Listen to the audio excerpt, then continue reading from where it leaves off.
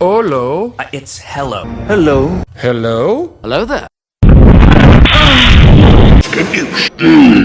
You thought I forgot about April Fools? Come on, don't be ridiculous. Before we begin, special thanks to our patrons. Otherwise, our story begins in the sand-filled world of Tatooine. A child of the Force grew up here, though he didn't exist in a normal way of life. Ever since he was a boy, he was first to work for a junkyard trader named Watto.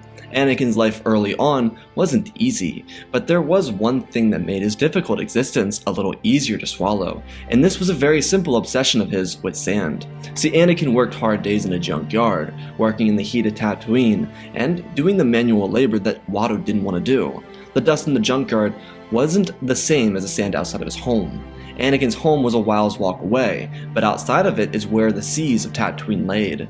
His home was on the outermost part of Espa, and it was here where he was able to find his happiness. The stark contrast between Anakin and the neighborhood kids is they all hated sand, but Anakin never understood their distaste for the incredible element. Sand was a gift by the galaxy, and to be born on Tatooine was luckier than anything that could have ever happened, in the history of ever. Anakin, after working, would run out into the sand instead of working on building, though it didn't mean he didn't get to work on C-3PO or his pod racer. But playing around the sand was absolutely necessary for Anakin. It's where he found his peace. The coarse, rough sand all up in his face was more than enough happiness for him. When Anakin played in the sand, it was like the two suns didn't exist, and the beating down heat they produced didn't have an effect on him. Anakin's focus on simply enjoying the sand allowed him to forget the dreariness of being a slave. As a boy, he got his hands on a protocol droid that had been around, at least the shell of it, since around the era of the High Republic. Anakin was able to sneak it away from Watto's shop and bring it home. Shmi Skywalker, Anakin's mother, didn't worry about it. She knew that her boy was staying out of trouble, and that's all that mattered to her. Considering that there was so much crime in and around Mos Espa, she often worried about how it would affect Anakin's development. She really didn't want Anakin to get caught up in the criminal underworld of Tatooine. With the Hutts and the other gangsters, there was so much bad for Anakin, but he never got into it. He was always building and playing in the sand. Anakin in Shmi's eyes was always a happy kid, and that was the literal truth of the matter. He was a very happy boy. Anakin's infatuation with sand allowed him to use sand to help build his pod racer. Something a lot of Tatooine pod racers struggled with was getting sand particles into their engines, and then the engines would subsequently be shut down. This frequently happened to pod racers during their first race, and because Anakin knew this, he created a sand filter, believe it or not, made out of sand. Anakin went to the desert with a sheet of cotton and filled it with sand on both sides. As he did, he placed it into the engine compartment of his pod racer and was able to start it up. Anakin's big fear was what would happen if he didn't put the filter in. Anakin, at the age of 8 years old, would test out his pod racer in a race, and because of his sand filter, his racer shot off and began to fly. Anakin was immediately thrusted into his first pod race ever, and he had to be at the top of his game. He didn't tell his mother about this, and so the last thing he could do was mess up. The race wasn't the Boonta Eve Classic. Technically, it was a qualifier for the renowned race in the galaxy. This was an amateur race for the people who lived on Tatooine to firstly earn their credits and secondly get a shot at the Boonta Eve Classic. The race was rather similar in course size to the Boonta Eve. However, it wasn't nearly as difficult. Typically, the winner of the qualifier died in the Boonta Eve Classic because of the Tusken Raiders, but Anakin had no intention of joining that club. First, he had to beat out the other amateurs, but what he was feeling right now was pure exhilaration. The wind in his face, the intensity of the speed, the sand all around, it was like a dream come true for Anakin. The racing field was filled with several aliens, Anakin being the only human to be in the race. It was very difficult for humans to do so. Typically, humans didn't participate in pod racing because the pressure physically put onto the racer was too much for the average human to handle. However, Skywalker wasn't an average human. He's what many would call a Mega Chad. Anakin was able to dominate the amateur race, and he came in first, which rewarded him in incredible profits and placed him into a qualifying in the following year's Boonta Eve Classic. The profit for the amateur race was nothing in comparison to what the average prize of a racer in the pros won, but for someone like Anakin, the profit of an amateur racer was incredible. It was enough for him to do something rambunctious, and what he did was use his credits to purchase his mother's freedom from Watto. Anakin didn't want his mother to be stuck in slavery. He knew that he could free himself, so he took care of his mother first. She was heartbroken when she learned that Anakin did what he did for her, but she loved that Anakin's heart was where it was. It was a direct showing of her effect on him as a parent. Everything she ever taught him was obviously sticking within his mind. And while she wished that Anakin did that for himself, she understood why he did it. Because Shmi was now free, she could start saving up money to free Anakin, though she'd have to find a job to make sure that she could do that first. While Anakin was still a slave, he was able to enjoy the remarkable texture of sand. That's all he needed.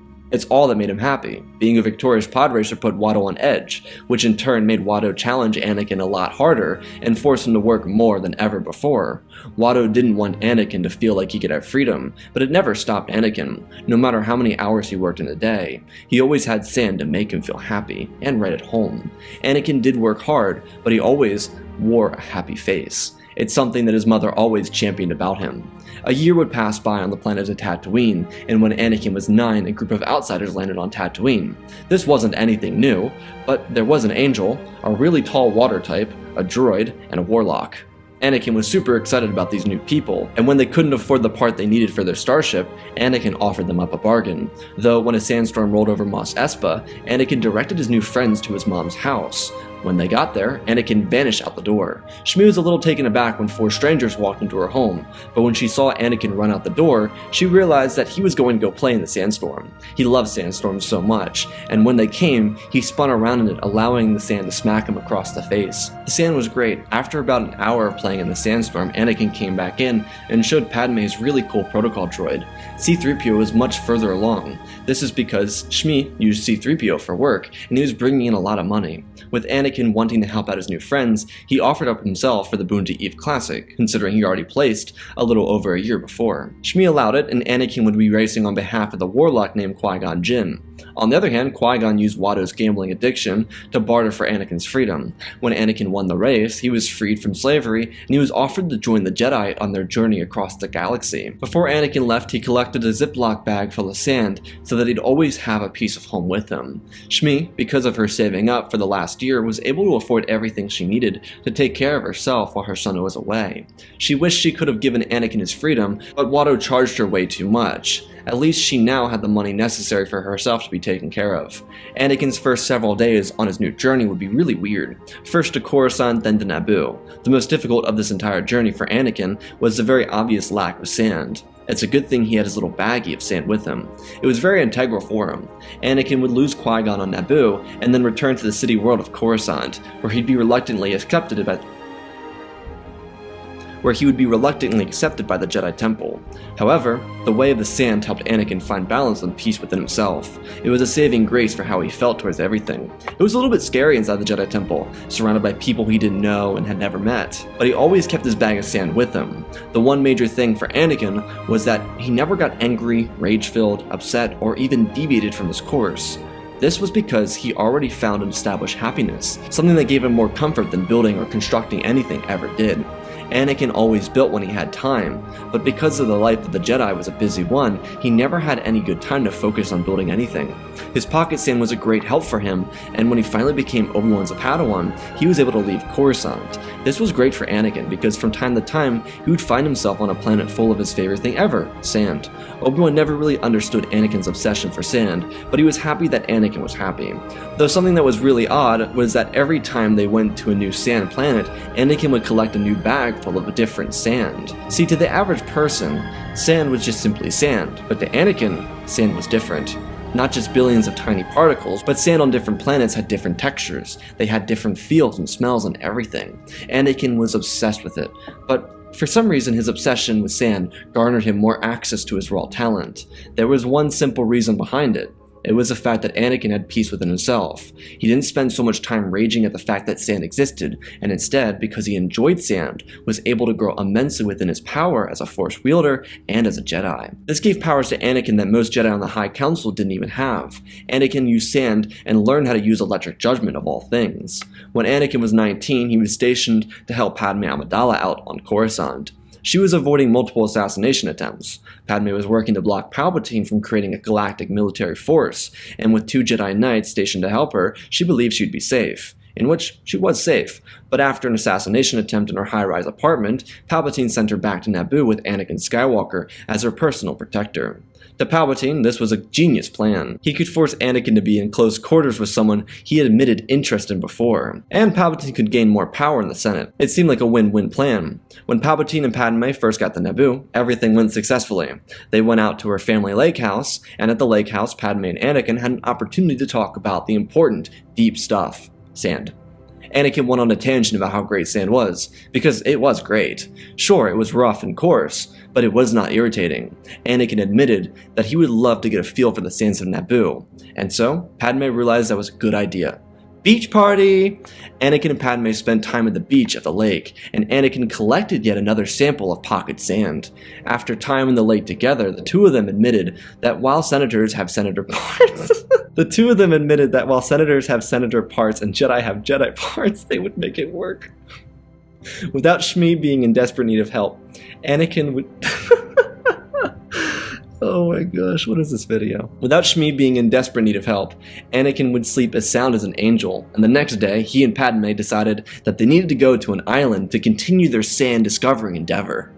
They brought water pistols and super soakers too. R2 was flabbergasted. This slightly terrified the little droid. However, R2 always packed, and when the three of them got to the island, a water war began. But Anakin cheated. How could he not? He used the Force to turn Padme's super soaker against her. After a battle royale of water pistols, the three of them made sand angels before cooling off in the lake. It was the greatest thing ever. Literally ever. For Obi-Wan, who was going through the trenches, eating rain on Kamino and swimming in the sand in Geonosis, he was trying to reach Anakin. He was able to get the message to Anakin's ship, but there was no response. Obi-Wan knew what happened. Anakin corrupted Padme with the power of sand. When Anakin and Padme got back to the lake house, they talked about their plans for the next day. Padme admitted how much she needed this because she was super stressed with the Senate, and with Anakin she could finally cool off. It was great. Though R2 informed the two of them that Obi-Wan was in trouble, Anakin transmitted the message back to the Jedi on Coruscant, as he was told to stay on Naboo. And while Anakin was given those orders to stay, Padme was not, and so she told Anakin that they were going to go save Kenobi. Ugh, she was perfect in Anakin's mind.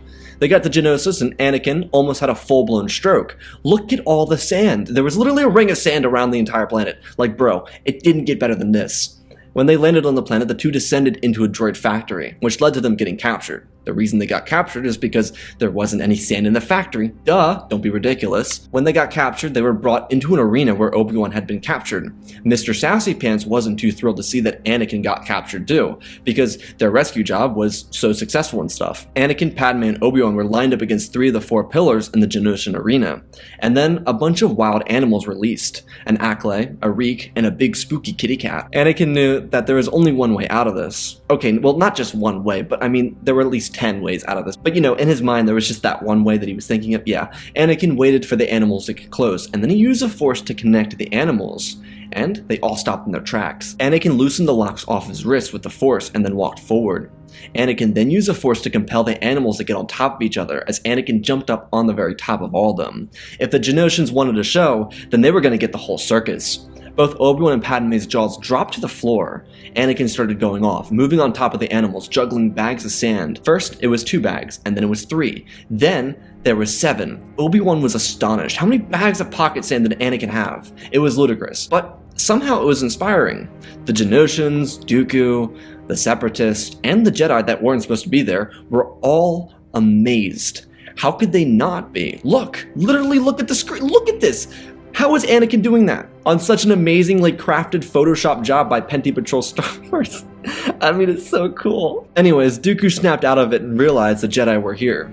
And he booked it like Scooby-Doo. Mace Windu was so in shock at what was happening that he didn't even notice. But then clone gunships flew over the arena and chaos broke out. The animals all panicked and booked it.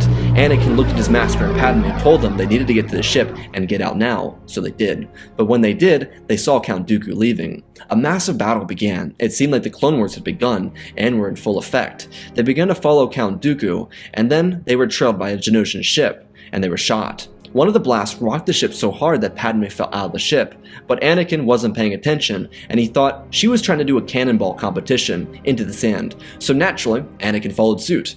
Obi-Wan had no words, he was just confused. He was all alone, and when Anakin landed, he realized Padme was taking a little nap.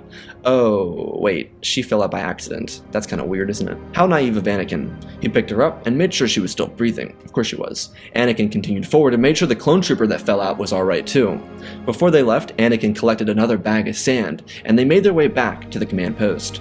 Obi-Wan got off the LAAT and walked forward. How could he fight Dooku? There was no way to pull this off. He came around the corner, and Dooku was flexing off his brand new Gucci boots. He saw Kenobi and told Obi-Wan he stood no chance against him. He had a newly acquired Gucci wardrobe. Dooku gave a little spin to flex his new Gucci cape. Obi-Wan was outgunned. He was only wearing Polo by Ralph Lauren. Dooku told Obi-Wan that the dark side was pathway to many abilities, including the ability to purchase high-quality clothing. Dooku told Obi-Wan to back down, and Obi-Wan nodded his head. But before he could fully back down, Anakin came around the corner like a bat out of hell, tossing pocket sand into Dooku's eyes. Dooku cried out like the cat from Tom and Jerry before turning around and running into his vessel and escaping. The pocket sand was too much for him.